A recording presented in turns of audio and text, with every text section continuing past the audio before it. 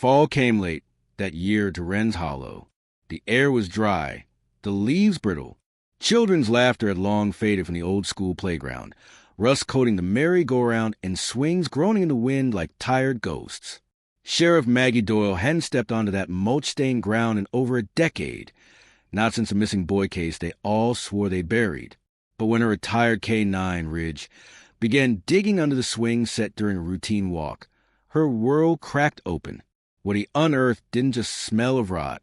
It reeked of betrayal. If this kind of slow-burn thriller draws you in, stick around. There's more where this came from. The creak of the swing chain echoed over the brittle wind. Maggie stood still, her boots planted on the edge of the mulch pit. Her hand trembled on Ridge's leash as he growled softly, muzzle deep in the dirt under the swing set. The place hadn't changed much since 2012.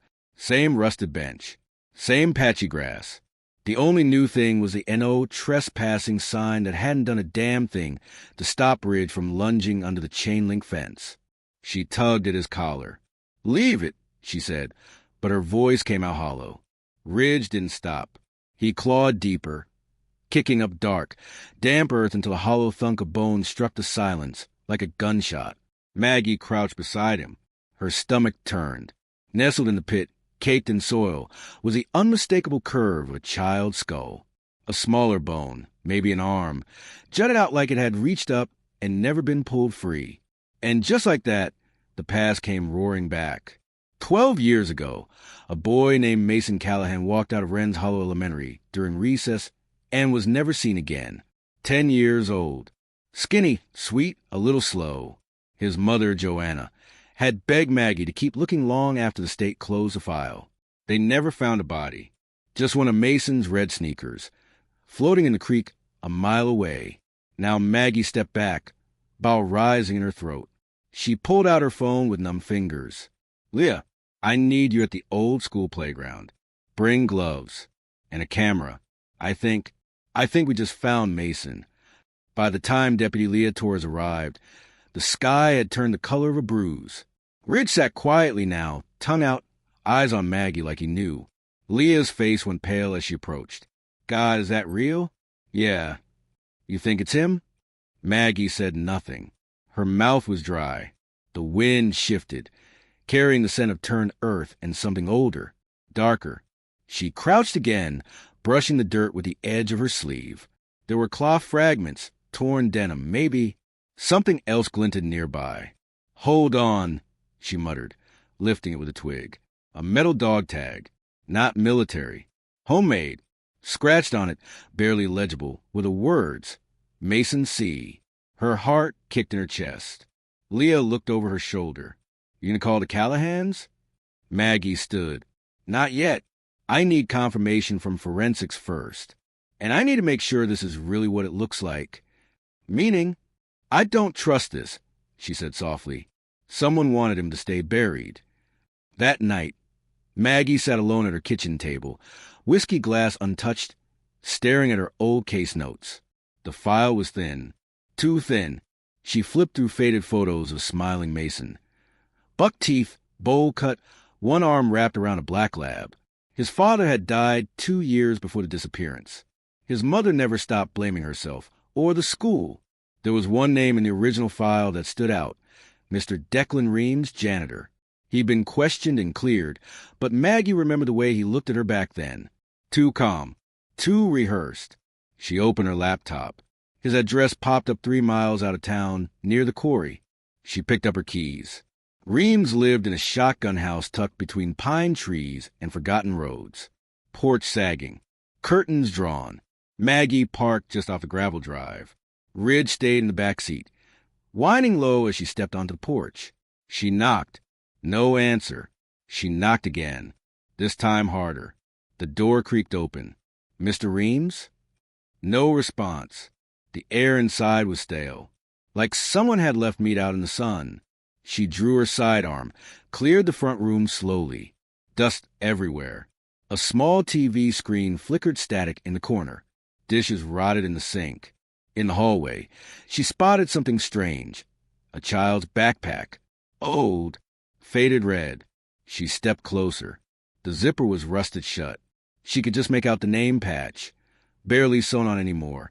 Property of Mason C. She turned, heart pounding. Then a creak from behind. Maggie spun. Reem stood in the doorway of the bedroom, one eye bloodshot, the other dull. He looked thinner, older, but his voice was steady. "Shouldn't V come here, Sheriff?" They sat across from each other at the dining table. Reems didn't ask for a lawyer, didn't ask for water. He just stared at his hands, fingers dirty, nails cracked. "You want to explain why a dead child's backpack is sitting in your hallway?" He didn't flinch. "I didn't kill him." "That's not a no." "I didn't kill him, but I know who did." Maggie felt her stomach twist. "You should have left that playground alone," he added. "That ground's poison. Always has been." She leaned in. "You think I care about your ghost stories? A kid is dead." Reem's voice dropped. "I warned them back then. All of them. But they were more afraid of the school board than the truth." Later that night, Maggie stood over a bathtub, washing the soil from her hands. Ridge lay nearby, eyes half closed, tail twitching now and then in his sleep. She kept seeing that swing set, the bones, the old backpack, and the last words Reem said before she left. "It wasn't me, but I buried something for them, because I owed them, and because I was afraid. You should be too." She didn't sleep. The next morning, the lab confirmed it. The remains were human, and the dental record matched Mason Callahan. At the sheriff's office, Maggie called Joanna Callahan. She waited until she was sure her voice wouldn't crack before she spoke. "Joanna, it's Maggie. I have news, and I think you should come in." There was silence on the other end, then a quiet sob. "I always knew," Joanna whispered. "Didn't I tell you? I knew he was still out there." Maggie's voice caught. "We found him. But, Joanna, this goes deeper. I don't think he just wandered off. I think someone made sure we never found him." Joanna's reply was like a blade. "I told you back then. You didn't listen." Maggie closed her eyes. "I'm listening now." Rain rolled in by noon. Cold, hard, relentless. The sky above Wren's Hollow darkened as if in mourning. The trees bent low under a wind that had a way of whispering things you didn't want to hear. Maggie stood by the old community center, eyes fixed on the rusted memorial plaque near the front steps, a relic meant to honor the school's 1960 founding. It had always bothered her how that plaque never mentioned the year it closed, how nobody talked about the lawsuits, the whispers, the silence that followed Mason's disappearance. Behind her, Ridge paced in the back seat of the cruiser, whining again. He hadn't been the same since digging up those bones. Maggie understood. Some things get under your skin and stay there. She turned as Leah walked up, drenched, breath foggy in the cold. "We pulled more bones this morning," Leah said, voice low. "A full skeleton. No question now, it's Mason." Forensics also found trace plastic fragments. Zip ties, likely, on the wrists and ankles. Maggie flinched. "So he didn't just disappear," she said. "He was tied down." Leah nodded slowly. "You were right, Maggie. Somebody didn't want that kid found. For a long time, they sat inside the cruiser, doors shut tight against the storm. The windshield blurred with raindrops. I went through the 2012 files again," Leah said, flipping open a folder. "Want to know what's strange?" Maggie raised an eyebrow. 3 other kids made complaints in the months before Mason vanished. All claimed someone had followed them during recess. One said she was grabbed by the arm near the swing set. Maggie frowned. "I don't remember that in the file." "Exactly, because it was redacted." "What?" Leah turned the folder toward her. "See the blacked out lines? These aren't federal redactions. These were done in-house, by someone local, someone trying to bury it before it ever made it to trial." Maggie's jaw clenched. "Who was in charge of the school board back then?" she asked. Leah didn't miss a beat. "Greg Whitlow." The name hit like a punch to the ribs. Maggie knew him well. Ex-mayor, powerful, respected, her godfather, and the man who'd helped fund her election campaign. Greg still lived in the big white farmhouse on Shoal Creek Road. Same wraparound porch, same blue shutters, Maggie remembered summer barbecues there, fireflies, lemonade, him lifting her on his shoulders when she was 6. She didn't call ahead. When he opened the door, his smile faltered. "Well, you're a sight. I need to talk." He stepped aside, nodding once. "Of course." Inside, the house smelled like would polish and old books. A fire crackled in the hearth. Maggie stood, soaked, arms folded. "You were school board president in 2012, when Mason Callahan disappeared." Greg's smile vanished completely. "That's a hell of a way to start a visit. Don't play games with me. You buried complaints. You redacted witness reports." "Why?" Greg walked slowly to the bar cart, poured himself scotch. Didn't offer her any. "You know what it was like back then," he said quietly. "Small town. Struggling school. Last chance for funding. You think I was going to let rumors of a predator tank our only shot at state grants? A child died, Greg.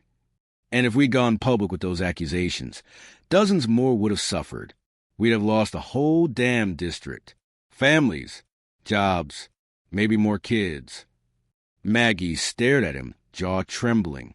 "So you traded Mason's life for a grant?" Greg didn't flinch. "I made the call no one else had the stomach to make."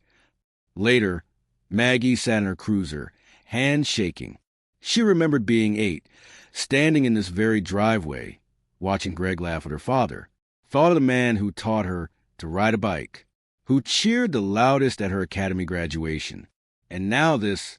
Ridge rested his head in her lap, sensing her unease. She scratched behind his ears. "Looks like we just added another suspect," she whispered. At the station, she pulled out Mason's backpack again. The red canvas was stiff with age. Inside were fragments of paper, crumpled worksheets, a broken pencil, and one folded note, still legible despite the time. She read it out loud. "He said if I tell, I'll go in the ground like the others. But I think maybe that's okay. Maybe I'll see my dad again." Maggie sat back, breath caught in her throat. She turned to Leah. This wasn't the first. "What?" This line, like the others. Mason knew of other victims. "We only ever looked for one boy. But what if he saw something before he died?" Leah paled. "You think there's more?" "I think we've only scratched the surface." That night, Maggie met with Joanna Callahan. They sat in the church basement where Joanna ran grief counseling. Fluorescent lights hummed overhead. A whiteboard still bore the words, "You are not alone." Maggie slid the plastic evidence bag across the table. Joanna stared at it, at the note, at the folded piece of her son's last words. She wept without sound. "I failed him," Maggie said softly. "We all did." Joanna didn't look up. "You want to make it right?" she whispered. "Dig deeper. Don't stop at him." Maggie nodded. Joanna finally raised her head, eyes red but clear. "You'll find them. The ones who helped. The ones who stayed quiet. They were just as guilty." The next morning, Ridge barked violently at the playground again. Maggie hadn't planned to return yet, but Ridge had pulled her all the way there, leash taut, nose down. This time, he darted past the swing set, toward the sandpit behind the shed. He barked, clawed, dug. Maggie ran, heart hammering.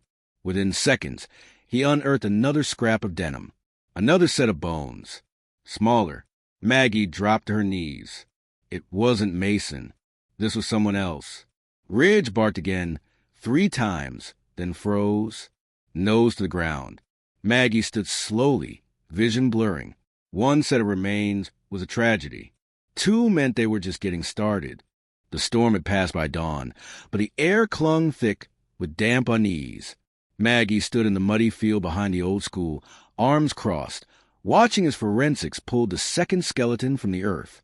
This child was even smaller than Mason, possibly 7, gender undetermined.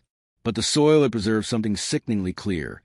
The tattered strip of a Girl Scout sash, still pinned to a decayed blue shirt. Leah's voice was quiet beside her. We ran the clothing through missing persons. There was a girl, Annabeth Morales, vanished in 2011, a year before Mason. Same school, same recess period. They found her lunchbox 3 blocks away, but never a trace of her. Maggie's eyes remained fixed on the earth. That's 2 kids buried under one playground. Both vanished a year apart. Same cover-ups. Same lies. Leah's face twisted. This wasn't just a misinvestigation. This was systematic. Maggie didn't respond. Her silence was heavier than words. She knew what this meant. This wasn't a lone predator. It was a ring. They spent the rest of the day tracing every old employee file, from Wren's Hollow Elementary, teachers, groundskeepers, PTA members. Maggie laid them out across the floor of the sheriff's office like pieces of a long-forgotten jigsaw. And slowly, a pattern emerged, for names kept recurring. Declan Reams, the janitor, Gregory Whitlow, school board president, Marion Deltry, the former counselor, and a name Maggie hadn't thought about in years, Principal Evan Rooker. She leaned back against the wall, blood drained from her face. Rooker had been charming, generous, the kind of man who made everyone in town feel safe. He retired suddenly 2 months after Mason vanished. No warning, no statement. Just packed up and moved north, to a cabin outside of Fairbrook, where no one ever went. Maggie found the address buried in old pension documents. It was listed under a trust, deliberately obscured. She didn't wait for a warrant. By dusk, she was climbing the gravel path to a lonely wooden cabin hidden among pines. Ridge sat beside her in the passenger seat, tense. She knocked once. No answer. Again, silence. She was about to try the knob when Ridge suddenly growled, deep primal. Then he lunged at the porch steps, sniffing violently beneath the wood. Maggie crouched, flashlight in hand. There was a hatch, hidden under loose boards, padlocked. She drew her pistol, then kicked it open. The stench hit her like a wall. Maggie descended into the crawl space, heart hammering. Her light swept across damp dirt, moldy concrete, and something far worse, a row of small shoes, laid out in eerie symmetry. Boys and girls. Dirty, mold-ridden, names written in fading marker. Some were familiar. One read, Mason C. Another, Annabeth M. And a third, marked in blue ink, Jonas R. Maggie choked. Jonas Riggins. Another child on the missing list. He vanished in 2010. Everyone assumed he'd run away after his parents divorced. She'd been the deputy on that case. She never found a thing. Until now. Ridge pawed softly at a wooden box in the corner. She opened it slowly. Inside were dozens of Polaroids. Cracked, water damaged. Children standing in the school playground. Some crying, some blank-eyed, all clearly taken in secret. She recognized the background in each one. The same goddamn swing set. Maggie returned to the cabin with backup hours later. The FBI took over the scene. It would be weeks before the photos were cataloged, before identities were confirmed. But there was no question now. It had all started at Wren's Hollow Elementary, and it had all been covered up. Gregory Whitlow, Declan Reams, Marion Deltry, Evan Rooker, each had a role. Reams had dug the holes. Whitlow had buried the paperwork. Deltry had flagged the vulnerable kids. And Rooker had preyed on them. The next morning, Reams was found dead in his cell, hanging by a torn bedsheet. No note, no signs of struggle. When Maggie informed Greg Whitlow of the second body in the photos, his hands trembled for the first time. He didn't deny anything. He just whispered, "I thought we were doing the right thing, protecting the school, the town." Maggie said nothing. He was arrested an hour later. Marion Deltry was last. They found her in a cabin by Black Ridge Lake, wrist slit, a letter on the floor. One line repeated 3 times. "We thought no one would ever find them." For weeks, the town reeled. TV crews descended. Lawsuits filed. Former students came forward with stories they buried for years. Maggie stood at every press conference, every court hearing, every funeral. But none of it felt like justice. Not really, until Ridge led her, one final time, back to the swing set. It was mid-autumn. Leaves falling slow, the sky bruised with dusk. Ridge sniffed at the mulch, then lay down, calm, For once, as if it was over, Maggie knelt beside him, closed her eyes. The ground was still, but her heart was not. A year later, the town demolished Wren's Hollow Elementary. In its place, they built a children's garden, open to the public, free to all. There were flowers, benches, wind chimes that sang in the breeze. At the center stood a bronze statue of a boy and a dog, side by side. The plaque read, "To those who were silenced, you are not forgotten." Maggie visited often. Ridge, now grayer, slower, rested beside her in the grass. Some days, she thought of Mason's note. Maybe he had seen his father again. And maybe now, finally, he was home.